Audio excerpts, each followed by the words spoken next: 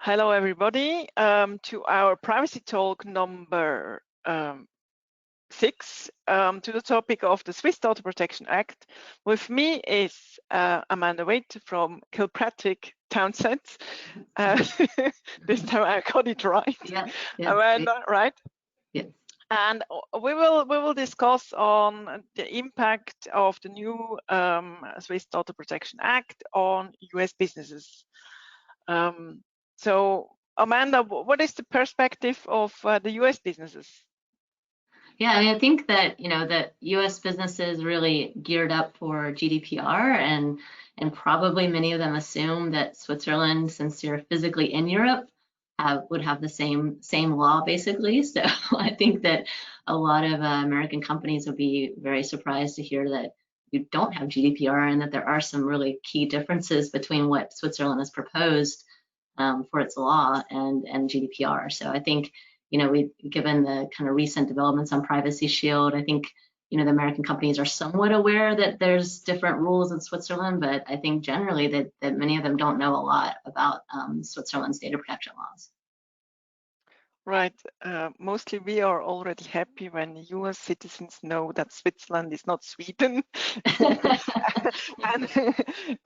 But it's true, most people do not know that Switzerland is not part of the EU. So we have our own data privacy law, which is, as we are in the center of the EU, very similar to the EU, and the new law will be also very similar to GDPR.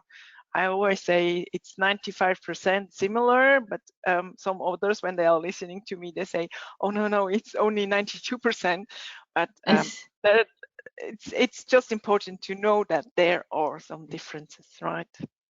Yeah. So when is the new Swiss data protection law, is it already effective, or what's the timing? The timeline is that now in the autumn session in September, they are finalizing some five articles in the Federal Data Protection Act, which is now in a draft version in Parliament, and hopefully we can count on an entering into force next year. This might be even so soon, 1st of January, or even then in July or something like that. But we don't know yet when it enters into force. But I would count it does next year. Okay, great. So what is the scope of applicability in terms of, is it similar to GDPR, and does it apply to organizations outside of Switzerland? Yes, from the geographical scope, in Switzerland, there's a principle which was set up already with a decision. It's a Google Street View decision, which our High Court decided in 2012, which is where he set up the impact principle. So as soon as data protection or something, what an activity has an impact on someone in Switzerland, Swiss law applies. So this is not the same principle as the market principle according to GDPR. I can give you an example which demonstrate that very good. For example, if you have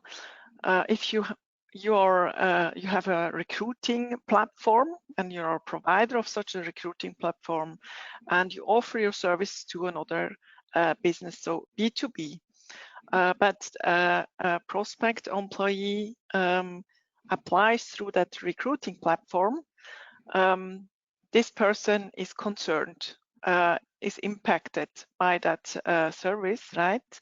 Mm-hmm. And this person would then, according to the impact principle, fall under, or the service will fall under Swiss law. Whereas under GDPR, you would argue and say, the provider of the recruiting platform does not provide services to that natural person, so it's not under the scope of GDPR. It's not the market principle. So there are some I would say some examples where we really need to differentiate between the scope of applicability under GDPR and under Swiss law. So for like a US-based company, so like GDPR, if you're targeting, individuals in Europe or you're monitoring their behavior, then GDPR would apply. But you're saying this would not necessarily be that way. No. When you do it directly, you fall completely directly under the new Swiss Data Protection Act, but you fall also under it when you do it indirectly. That's my statement. Yeah. So it is important to have a view also on that. Yeah, definitely. And so who administers, and is there a federal regulator, or is it by canton, or who's in charge of administering the law? The Swiss federal data protection law applies to private persons, which they understand under that companies, but it also applies to the federal authorities. It does not apply to cantonal, so we have not states, we have cantons. It does not apply to cantonal authorities. For these, we have different cantonal privacy laws in place. So as a US provider of a service, if you provide a service to a Swiss cantonal authority, then you would not fall under the Swiss Federal Data Protection Act, but under the cantonal data protection act. They are very similar to what we have in place on federal level, but they need also then to change their laws, which are also on the level more of the concept we have in place now. So they need also then to change their legislation, which will take another year or so for next year or so. Yeah. Oh, good. So is it in terms of what kind of data is protected? Is it similar definitions to how GDPR defines personal data and sensitive data? So the definition of personal data is the same, especially also the problem with the question when it is really identifiable data. So do you have hold on, the terms are missing now. So if you have, for example, I mean, we had this discussion also just 2 days ago. For example, if you have a voice recording, is that voice always personal data, or does it depend the context and the purpose of the use? And there are some voices in Switzerland, they say, if I disconnect the voice recording from personal information, so your name together with that voice recording, it's no personal data because you cannot make the connection, the correlation, right? But in my point of view, and there is even a high court decision, a recent one, who said that in this case it's not personal data, but in my point of view that is too short, because with increased technology, quantum computing combined with AI, even anonymized voice recordings will or might make persons then identifiable. And especially if you put that data then in other contexts or in a big data lake, etc., and you combine data again. So in my point of view, I would be more reluctant saying that is then no personal data, because also the expectation of a user or a customer would be that is personal data. Even so, if you have anonymized it. So depending on the strategy of a company, I would be more reluctant to freely say, okay, just use it. It's not personal data. So we have the categories of personal data, and we have also the category of sensitive data. The sensitive data is more or less defined similar to Article 9 GDPR. There's one item still on this discussion, whether genetic data is only genetic data when you are not, when the person is not identifiable from that data. So it's more or less the discussion we had before with the correlation. But I think that will be still a huge discussion in the parliament, because our pharma industry has also a lot of lobbyists in Bern. So we will see where that goes, because that has also an impact on pharmaceutical research, right? Definitely, definitely. That's where a lot of our clients that are in Switzerland are in the pharmaceutical industry, so for sure. Definitely. Right. We have also, in addition, we have a profiling data. Also, that is not yet clear, because they had added additional category, not only profiling, but also profiling of sensitive data. And profiling is not limited as under GDPR. So under GDPR, it's only when it's automated decisions made, whereas it is on the Swiss law already if you have just data points where you can make a normal profile of a person.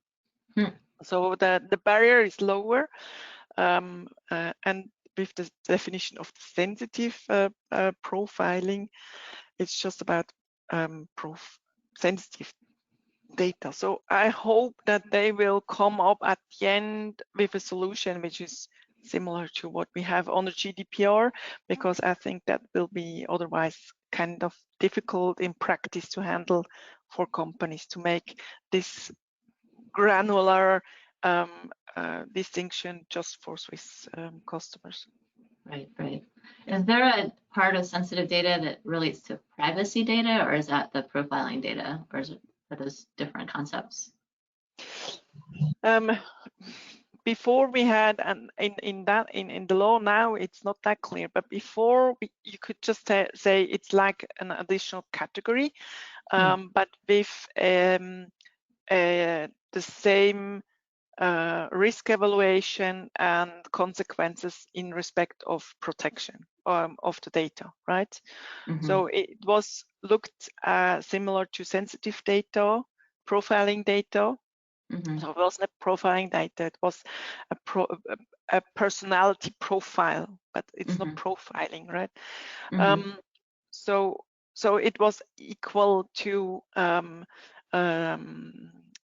sensitive data and had to be handled in respect of technical and administrative measures, the same as sensitive data. So would like that type of data be like video footage captured in a home kind of thing, like some area where the data subject intends it to be like a private area or something? Is that the kind of data that they're concerned about?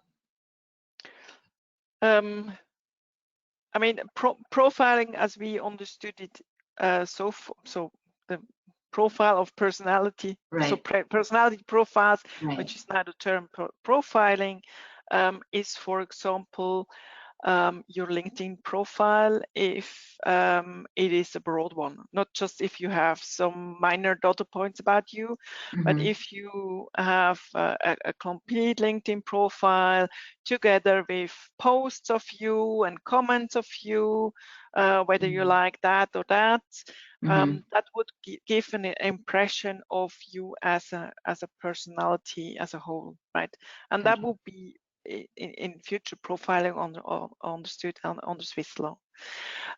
So profiling of sensitive information would then be if you would add health information or other social security information, or for sure it might be just your HR file if there is also a notification in it that you got sick and you you're not showing up for work for a certain time, and the doctor made a test on that, then this is might also end up to a personal profile with sensitive information.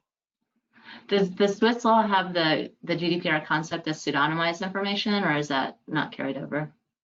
Yeah, it's then we have also that concept of anonymized information.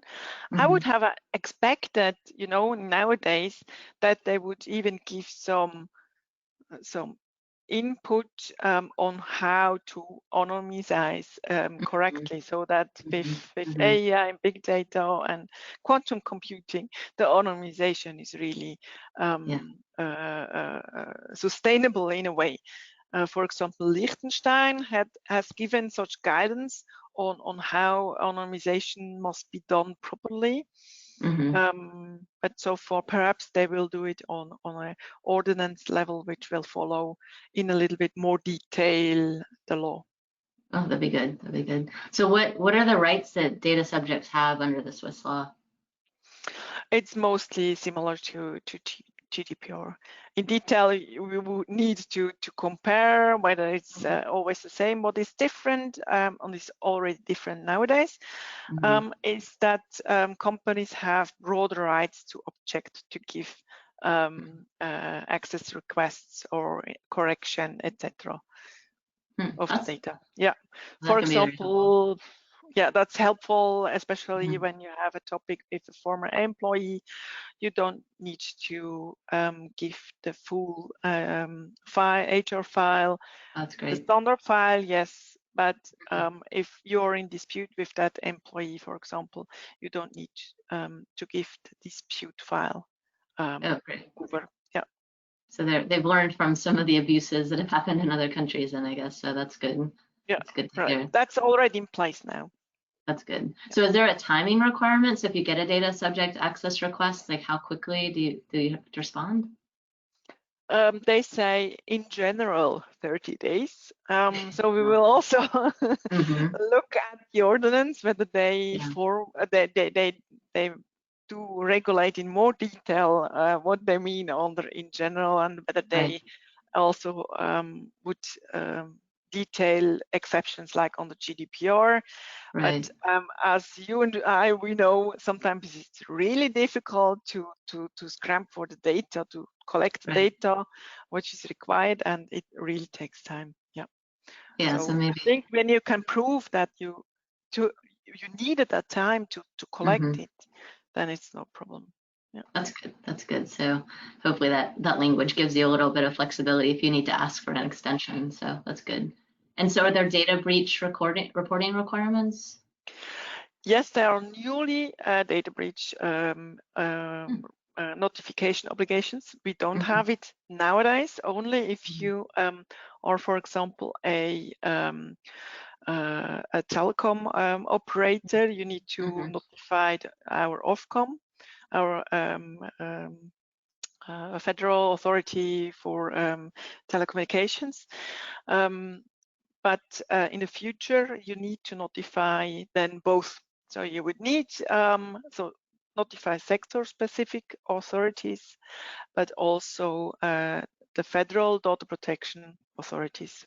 The EDUP, it's called EDUP in German, right? So what timing requirements? Unfortunately, it doesn't say 72 hours. No. No.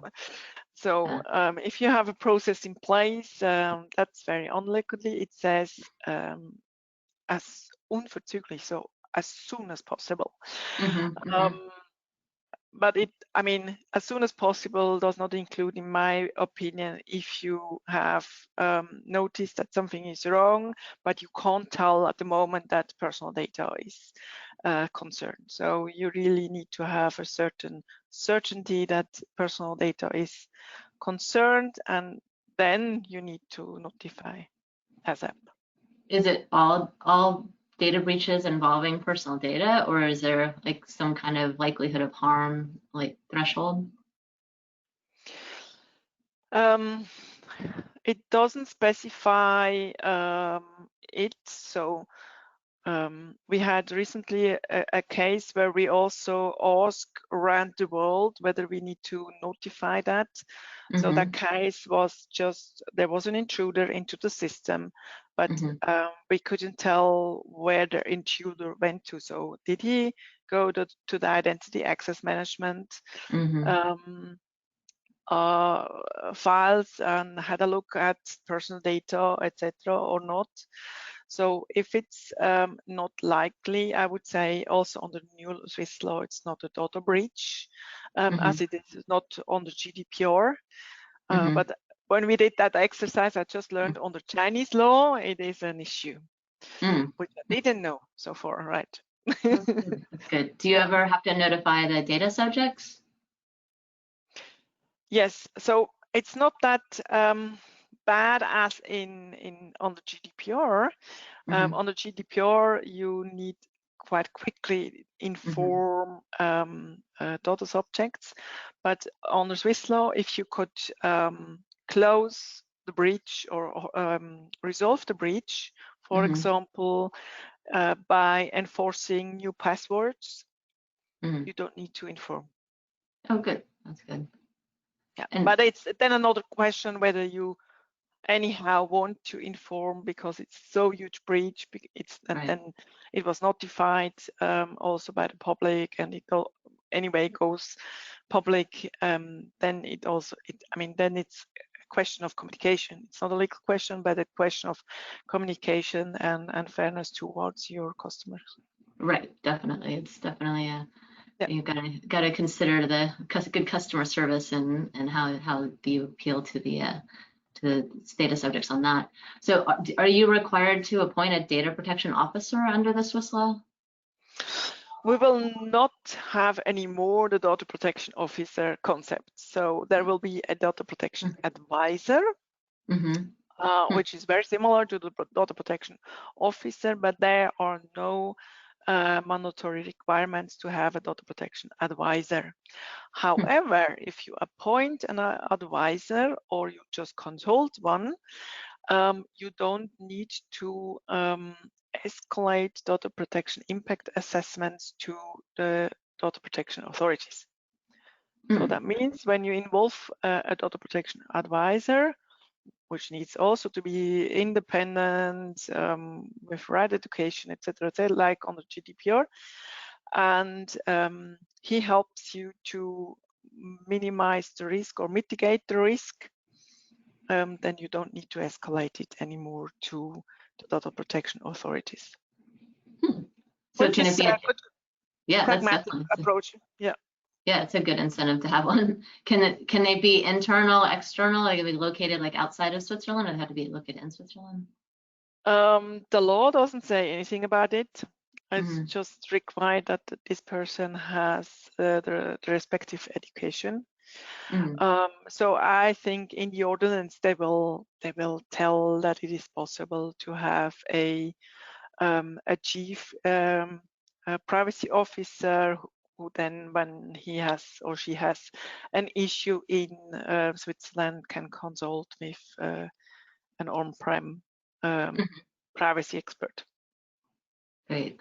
And so for US-based companies with no physical presence in Switzerland, is there a requirement to appoint a representative like GDPR requires, or what are the requirements there? Yes, there is a requirement for a representative under certain conditions. And here the law is really not consistent, because the first requirement is more or less the scope as on the GDPR Article 3, Paragraph 2. So if you provide services and goods to Switzerland, then you need to appoint a representative. So it doesn't go back to the impact principle. It goes towards the market principle. So that's the first issue. Then the second issue is it must be high risk data, so sensitive data most likely, or high volumes and on a regular basis. So for US companies, I would recommend to let that check whether they need to have a representative or not, and then make also documentation when they come to the conclusion that they don't need one. Okay, that's good to know. And so there's something about the repository requirement. Is that a data localization or a registration requirement? What is that requirement about? The repository of data processing activities is the same as on the GDPR.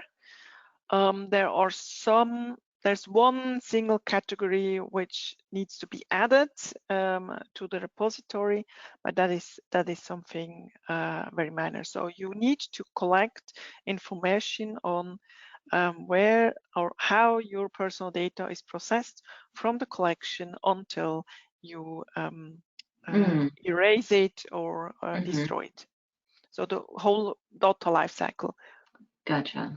So it's more kind of the processing register concept, where you're basically the documentation about what data you're collecting and what you're using it for, and then when you delete it and those kinds of documentation requirements. Right.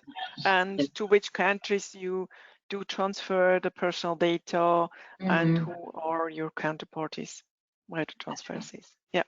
So it's the same as on the GDPR. Okay. That was a good decision from them. Yes.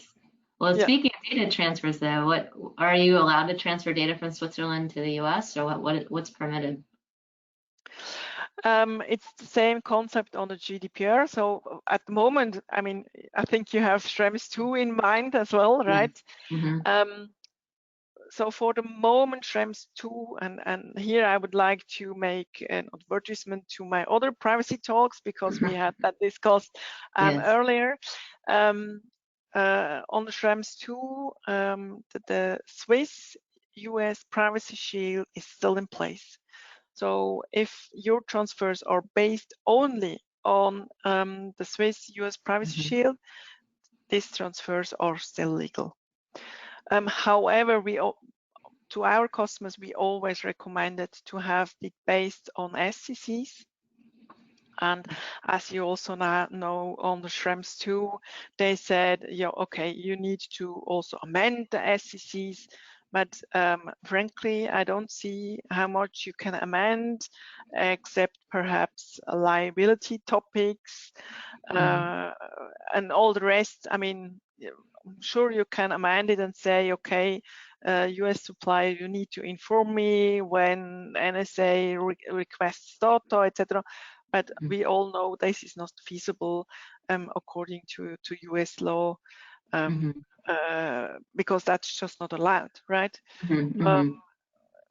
So in my point of view, we can leave that out and just, for the time being, continue to use SCCs, and also under the Swiss New Data Protection Act to rely your transfers, your Swiss-US transfers, on SCCs. That is still okay.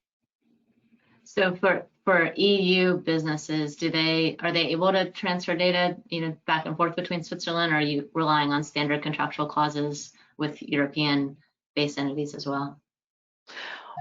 Switzerland still has the adequacy from the EU. Okay. They should have made an adequacy decision in June, but they postponed it with an unfriendly remark. Dear Switzerland, it would be great that if you would now look that a new law will be in place soon. But I mean, we have our democratic processes, and this can't be accelerated. So I count that we will keep the adequacy of the EU. Also to that, I had a nice privacy talk with Daniel Seiler, which you find on our website, who is from the Federal Department for Foreign Affairs, whether he thinks that we will keep the adequacy from the EU or not. Okay. And I mean, the main question, if you want to use the reasoning which we find in the Schrems 2 decision from the EGC, then I think it's still different because we have also the European Human Rights Convention in place, which allows a suspect person to have a legal evaluation of all the process. So I think it's not entirely comparable to the US, and that's why I don't think it's an issue for the adequacy. However, the high of our fines, that might be something which they say, okay, we think your fines are too low. Yeah, yeah. The fines, which, yeah. Yeah. What are the fines? The most important question probably for you. Yeah. So they are very low compared to GDPR. So the maximum fine you can get is 250,000 Swiss francs. However, if in Switzerland we have a criminal law record, and if you get a criminal fine over 5,000 Swiss francs, you will be registered there. And some jobs you can't just do anymore if you're registered there, and that is then or might then be a topic for some C-level personnel. So that's why it's more harmful than it was before. Before we had a fine of 10,000 Swiss francs, and hardly ever you had a fine more than 5,000. I don't know even one case where they gave a fine higher than that. So with 250,000 Swiss francs, C-level is at risk to be registered. And that's something, a not so nice consequence, which most C-level will avoid. So it's an indirect pressure. Right. Is that so they can fine individuals and not just companies as well? Yeah. They fine the C-level, not the company. Oh, really? Oh, wow. Yeah. Okay, well that would only in exceptional cases when they cannot figure out who was responsible, or when the fine will be, I think, under 50,000 Swiss francs, then it can go towards the company. Gotcha. So and that is, I think, that is the risk most C-level doesn't want to take. Right, definitely. Yeah.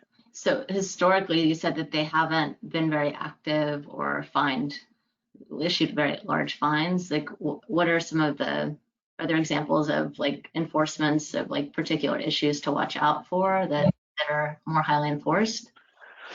So far, we had only 5 topics where you really had to watch out and ensure compliance if you want to do just minimal things, right?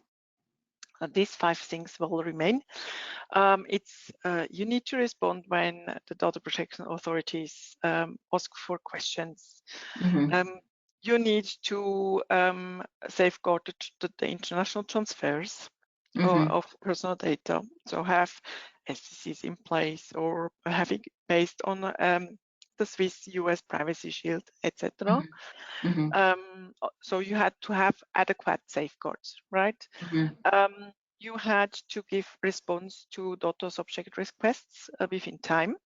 And yeah, I think that's 2 more minor issues so far. But what comes now on top of it, which might be crucial, is data security. So you need to be compliant with data security and have adequate technical and organizational measures in place. And I mean, as you know, each data breach has to do with not complying 100% with the technical organizational measures, and sometimes you just even can't avoid it. So I think that the risks are now higher, and the degree of compliance needs also to be higher than before. Yeah, especially with the breach reporting. It seems like so many of the enforcements in the EU have been about breaches, so it does seem to create risk there of increased enforcement. Is there any kind of concept of like class action, or that can individual data subjects like bring any claims? The individuals can make a complaint toward the federal data protection authorities, but they can't bring a class action. We don't know the concept of class action, but they can just make a claim towards you. But as the concept is completely different in Switzerland. If you make a claim, you need to pay for it, and only if you win your case for 100%, then the counterparty needs to bear your lawyers and procedural costs. Otherwise, you need to bear it. So in shaky cases, it's always you need to count that you need to bear the costs, or bear it a little bit, because the courts, they don't give you compensation as high as normally our lawyer salaries are. I gotcha. So it's probably not that common then in Switzerland for data subjects to try to bring complaints, or is it not typical? When you have huge cases, then I mean, if something is really wrong, they make complaints. And formerly, I was with a company, and we had published a whole database on. We managed a telecom resource, and we had published the resource and the resource owner publicly, and had at that moment no legal basis, only a contractual one, but we didn't log properly the consent and so on. And then the data protection authorities came and said, okay, you need to change that, that doesn't work. But that is how in Switzerland it normally works. So that means or worked so far, because the data protection authorities, the head of the data protection authority just changed, and so far they had a very pragmatic approach, because they also didn't have a lot of personnel. That will change under the new law, and we had also a change in the head of the data protection authorities, which is more, I would say, stringent. So we can't count on that the authorities don't process in the future these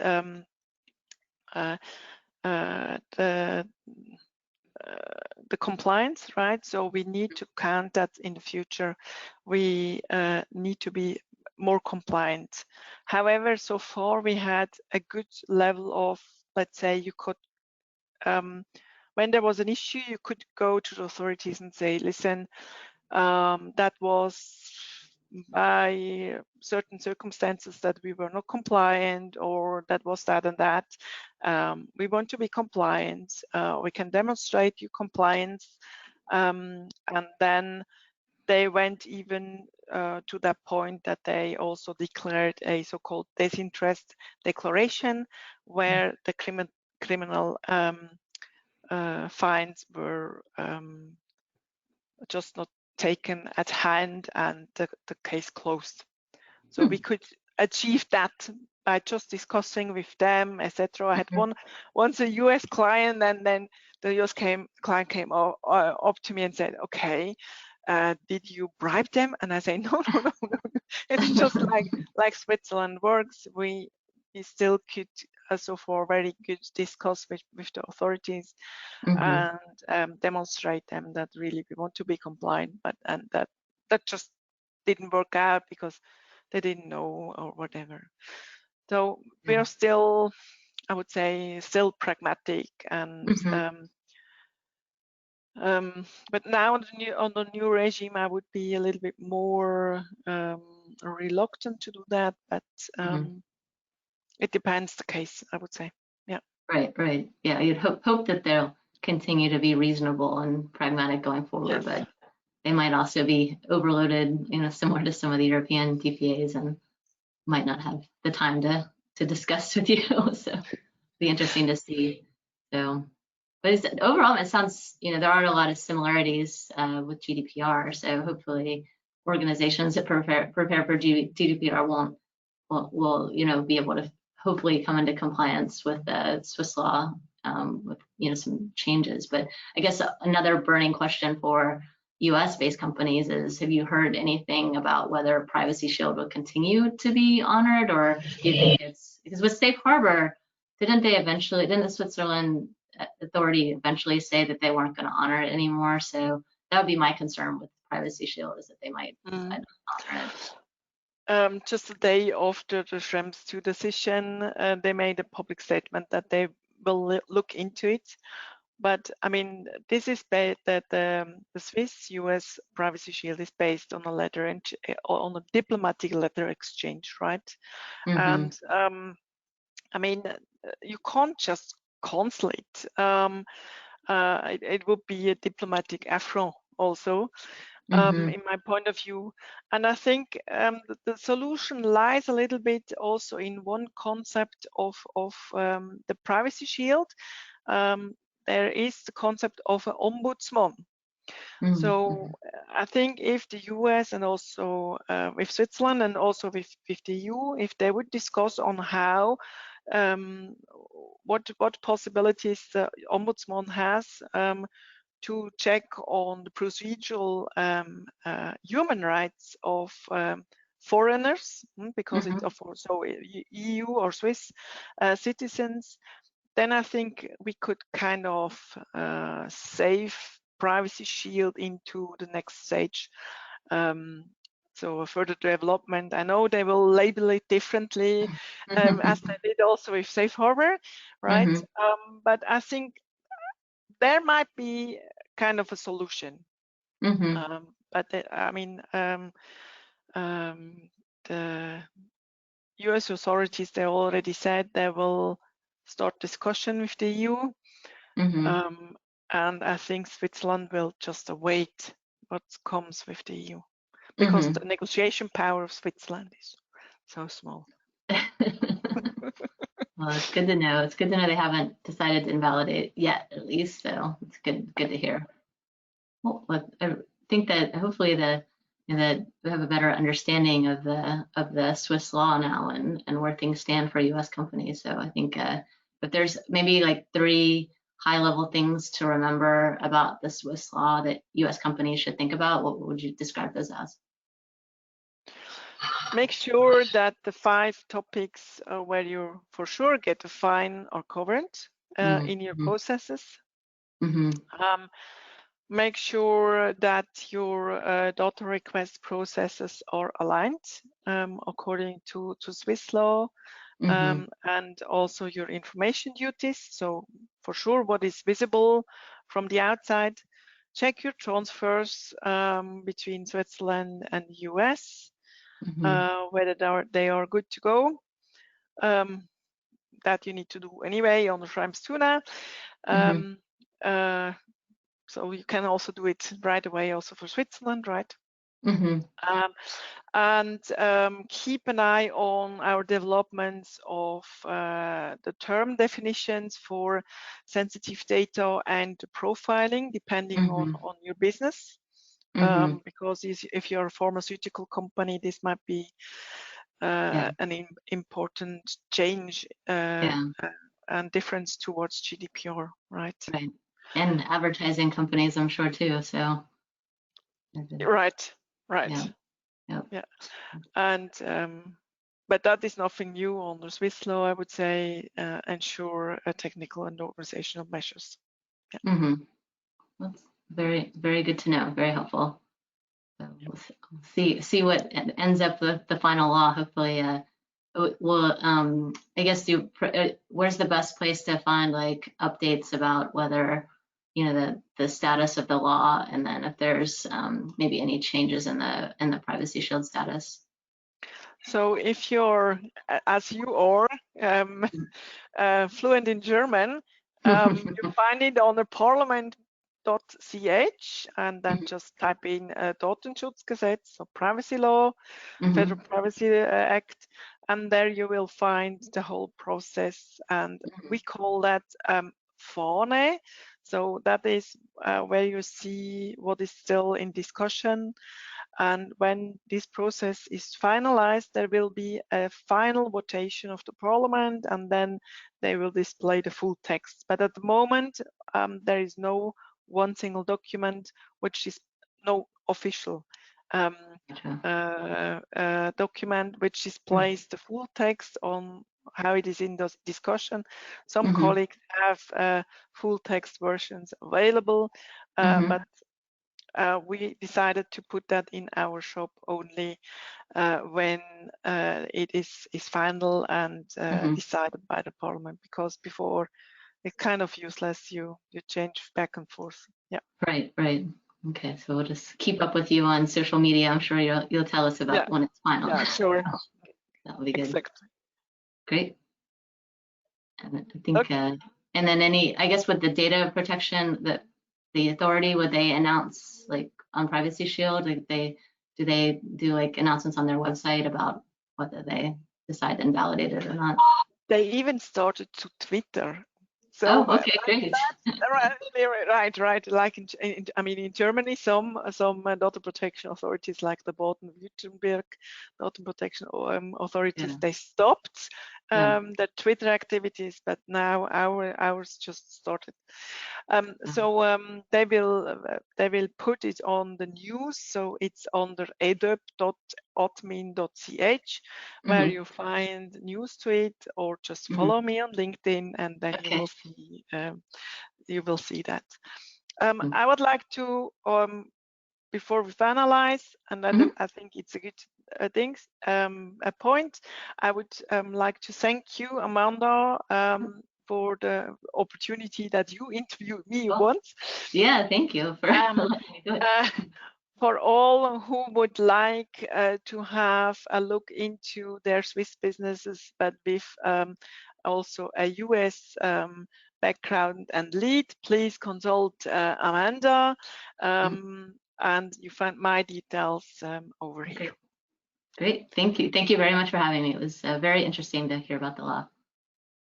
Thank you, Amanda. And if you have further opportunities, I would be happy to discuss that with you.